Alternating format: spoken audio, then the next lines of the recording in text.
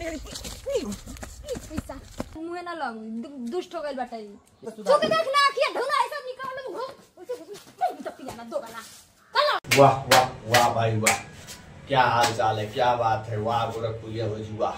नाम तो सुना ही होगा, ब्रांड है भाई, ब्रांड है, किसी को नहीं छोड़ती है। पति हो कोरिया आ गया घर आ गया लगावला ओही में के कोरी हवे कौन कोरी फले रे कोई के मारा मुंह सब फूट जाई का रे, या फिर दुनिया में कोई भी हो तो सबसे पहले आप सभी को मैं अपना नाम बता देता हूँ। मेरा नाम है आकाश कुशवाहा और आप सभी का स्वागत है एक और शानदार वीडियो में। तो भाई लोग आज के जो वीडियो बाटे बहुत ज्यादा इंटरेस्टिंग वीडियो होखे वाला बा गोरखपुरिया भौजी के खातिर। काहे से कि जितना लोग भी गोरखपुरिया भौजी के देखेला, गोरखपुरिया भौजी के फॉलो करेला, वो वीडियो को जरूर लास्ट तक देखा लोग। और ये जानेला कि गोरखपुरिया भौजी गरीब के हेल्प करेली, गरीब आदमी के बेसहारा को हेल्प करेली, वीडियो प्रमोट करेली अपनी वीडियो के माध्यम से। काफी लोग तो हम लोग के गौरव फैमिली के वीडियो पूरा दूर कर देम।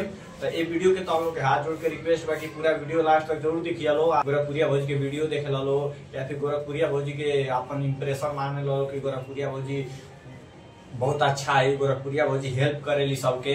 तो भाई तो हम लोग से हाथ जोड़ के विनती बा कि वीडियो लास्ट तक जरूर देखिए लो। भाई चलो लो वीडियो के स्टार्ट करता है। तो भाई लोग वीडियो स्टार्ट हो गया तो हम लोग को पता हुई कि गोरखपुरिया भौजी के घर में लफड़ा चलता, हल्ला चलता गोरखपुरिया भौजी के हस्बैंड में और गोरखपुरिया भौजी लड़की में जो है बहुत ज्यादा झगड़ा चलता। तो भाई लोग झगड़ा कहाँ चलता है, वो पहले तो हम लोग झगड़ा वाले को वीडियो देखा लो, फिर बात हम लोग आगे बताओ तनी कहानी।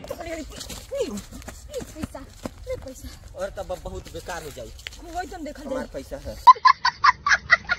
वाह भौजी वाह, हमारा तो तनी महादेव पैसा लेके भागा तने। तो भाई लोग तो हम लोग वीडियो देख ले लो ना, अब एगो ही वीडियो देख ले लो, अब एक और वीडियो देखा लो जो दिन में गोरखपुरिया भौजी अपनी पति को ने गाली देता है। मुहे ना लग दुष्ट हो गइल बाटे चुके देख ना आखिया ढोला ऐसा निकाल लो तो पियाना दो गाना चलो। वाह भौजी वाह, करलूठा कहते हैं, दो गलवा मुट्ठी ना कहते हैं, देख ला लोग। अब यही सब तो हम अनुमान लगा लो कि गोरखपुरिया भौजी के जे इंप्रेशन अपन माने ला कि गोरखपुरिया भौजी बहुत अच्छा है। अब यही से अनुमान लगा लो गोरखपुरिया भौजी कितना अच्छा है। तो हम लोग जब सोचे लो कि गोरखपुरिया भौजी बहुत हेल्प करेली, तो भाई तो हम लोग गलत फैमिली दूर कर लो। गोरखपुरिया भौजी खाली अपनी वीडियो खातिर तो हम लोग हेल्प करेली। काहे से कि अगर गोरखपुरिया भौजी एगो हेल्प करिए ना, ओकर वीडियो बना के यूट्यूब पे डालिए ना, ओकर व्यू जाइए अच्छा खासा और पैसा कमाइए। अब यही से देख लो इतना अच्छा, इतना संस्कारी बाड़ी गोरखपुरिया भौजी कि अपनी हस्बैंड के गाड़ी दे करके वो यूट्यूब पे वीडियो अपलोड करते रही। अब ऐसा संस्कार के वो चाहिए बोला लो। सही बताई दोस्तों, हस्बैंड की गाड़ी नहीं देली, जे उनके पास मिले जाला ना ओहू के उल्टा सीधा बोलेली। एक बार याद हम लोग के हम वीडियो दिखाते स्क्रीन पर मिले गए रहनी इनका से, पता बा का भइले, मिले तो चल गई मिल नहीं, लेकिन जब इंटरव्यू खाती हम बोलनी ना तो मना कर दिया लोग गोली इंटरव्यू ना दे। गोरखपुरिया भौजी जो बाड़ी ना बहुत बड़ा खतरनाक औरत है। देखिए सबसे पहले आप लोग इनके चैनल पर एक वीडियो देखिए जिस पर एक कुछ दिन पहले एक वीडियो डाली थी लड़ाई झगड़ा वाला। तो लड़ाई झगड़ा वाले वीडियो को पता है कितना व्यूज गया है। वो लड़ाई झगड़ा वाला वीडियो पर आज 1 मिलियन 8 लाख 9 लाख कुछ इस तरह व्यूज गया है। और स्क्रीन पर भी देख सकते हो इसी वीडियो में सबसे पहले वीडियो डाली, और जब देखिए इस वीडियो पर व्यूज चला गया 8-9 लाख, तो सोची कि व्यू जा रहा है तो लड़ाई झगड़ा वाला करके डाला लो। उस दिन से लोग लड़ाई झगड़ा स्टार्ट हो गई, पति पत्नी लड़का लड़की पुलिस के भेजा तारी, वो वीडियो देखा लो। ये लोग कोई दिन से झगड़ा स्टार्ट हो गई। अब सोचा था लोग सलाह उन्होंने का पैसा नहीं क्या हुआ तो कम से कम लड़िए झगड़ा करके यूट्यूब पर वीडियो डाला जाए। वीडियो पर व्यूज डालने के लिए अपने पति को इतना उल्टा सीधा बोल रही है। इसके पति जो है वो भी सुन रहा है, उसके पति जो है हस्बैंड जो है गोरखपुरिया भौजी से डरता है। इसलिए डरता है कभी गोरखपुरिया भौजी की वजह से मेरा खर्चा चल रहा है, वो घर से निकाल देगी, उसको किसी का कमी है, कमा के दे नहीं रहा है, कमा रही जितना गोरखपुरिया भौजी कमा रही है, उसको भी डर लगा हुआ है। गोरखपुरिया भौजी जो है अपने पति को बहुत ज्यादा उल्टा सीधा बोलती है। मैं भी मिलने के लिए गया था इसके पास, गोरखपुरिया भौजी के पास, अपने हस्बैंड को करलूठा बोल दी मेरी आंख के सामने। मुझे तो बहुत हंसी आया, सच बता रहेगा, इतना उल्टा सीधा बोलते लेकिन फिर भी उस हस्बैंड कुछ बोलता नहीं है, एकदम पीछे पीछे उसको लगा रहता है, घूमता रहता है। वो भी डरता है भाई क्या कर, मजबूरी है उसकी भी कि क्या पता अभी कुछ बोल दूंगा उल्टा पुल्टा गाली दे दूंगा।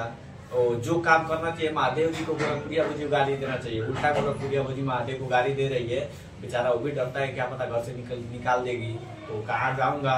ये वीडियो डाल रही है अब डेली इसके चैनल पर, आप लोग मैं स्क्रीन शॉट लगा देता हूँ, देखिए आप लोग डेली के डेली लड़ाई वाला वीडियो आ रहा है, डेली के डेली लड़ाई वाला वीडियो आ रहा है। और इसके चैनल पर लड़ाई वाला जो वीडियो आता है उस पर व्यूज अच्छा खासा जाता है। इसलिए गोरखपुरिया भौजी जो है वीडियो डाल रही है केवल लड़ाई झगड़ा वाला, और पैसा कमा रही है गाइस, दवा के पैसा कमा रही है। वैसे इस वीडियो केवल इंटरटेनमेंट पर्पज के लिए बनाया गया था, कोई भी इस वीडियो को सीरियसली ना लेना। आप लोग को केवल एक सच्चाई के माध्यम से हंसी मजाक के लिए बनाया गया था इस वीडियो को। जितने लोग भी देख रहे हैं प्लीज सीरियसली मत लीजिएगा। आप लोग को सोशल मीडिया पर कुछ चलने वाली बातें दोस्तों मैं अपने वीडियो के माध्यम से आप सभी को कोई भी दिल पे मत लीजिएगा। किसी को ठोस पहुंचाने के लिए नई वीडियो बनाया गया है, केवल इंटरटेनमेंट के लिए बनाया गया है। तो आप लोग प्लीज इंटरटेनमेंट के लिए यूज करिएगा। देखिएगा आप सभी से हाथ जोड़ के रिक्वेस्ट है कि आप लोग प्लीज वीडियो देख रहे हो तो प्लीज चैनल को सब्सक्राइब कर देना। कोई भी वीडियो होता है जो वायरल होता है या फिर कोई भी कंट्रोवर्सी छेड़ता है, सबसे पहले आप सभी को इस चैनल के माध्यम से आप सभी को मिल जाता है वीडियो। तब तक के लिए जय हिंद, वंदे मातरम गाइस।